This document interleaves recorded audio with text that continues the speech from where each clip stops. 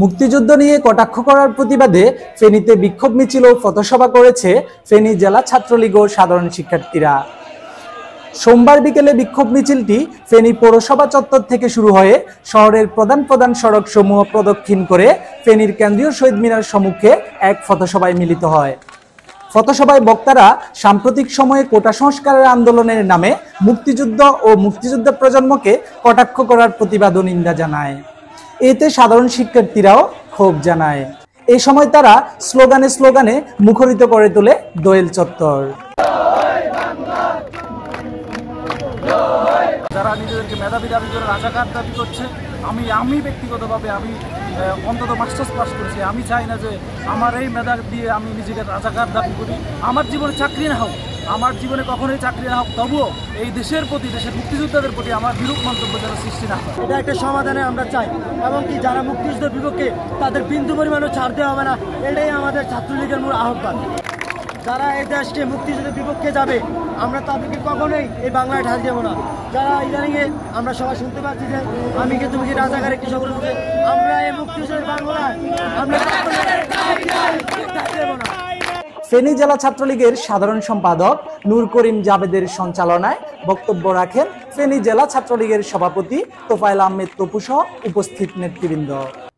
এই সময় তারা বলেন, যারা মুক্তিযুদ্ধ, স্বাধীনতা, স্বাধিকার আন্দোলন সহ দেশের শহীদদের কটাক্ষ করতে পারে, তাদের দেশমাতৃকার প্রতি দেশপ্রেমে ঘাটতি আছে। রাজাকার বলে যেই দুয়াদলি করেছে তাদেরকে আমি ধিক্কার জানাই। ফেনী জেলা ছাত্রলীগ, ফেনী ছাত্র সমাজ তাদেরকে ধিক্কার জানায়। আপনাদের মতো মেধাবী আমরা হওয়ার প্রয়োজন নেই।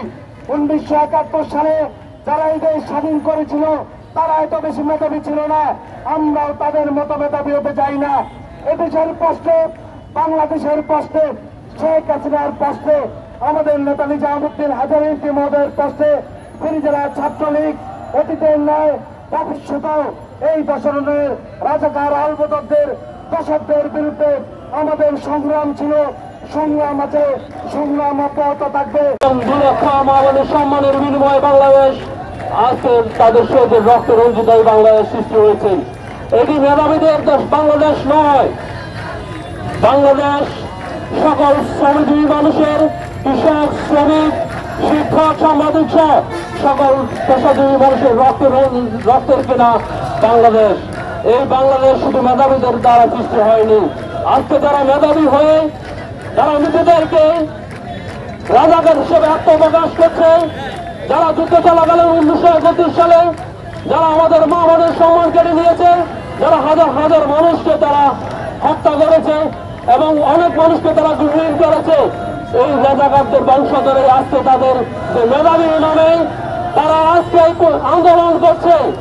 কোটা আন্দোলনকে ব্যবহার করে যারা রাজনৈতিক অপতৎপরতায় দেশে নৈরাজ্য সৃষ্টি করতে চায়, তাদেরকে ফেনী জেলা আওয়ামী লীগের সাধারণ সম্পাদক নিজামুদ্দিন হাজারী এমপির নির্দেশে রুখে দেওয়া হবে এবং তাদের বিরুদ্ধে ছাত্রলীগ কঠোর অবস্থানে থাকবে, এমনটাই বলছেন ফেনী জেলা ছাত্রলীগ। শরীফুল শাকির, জনতার কণ্ঠ, ফেনী।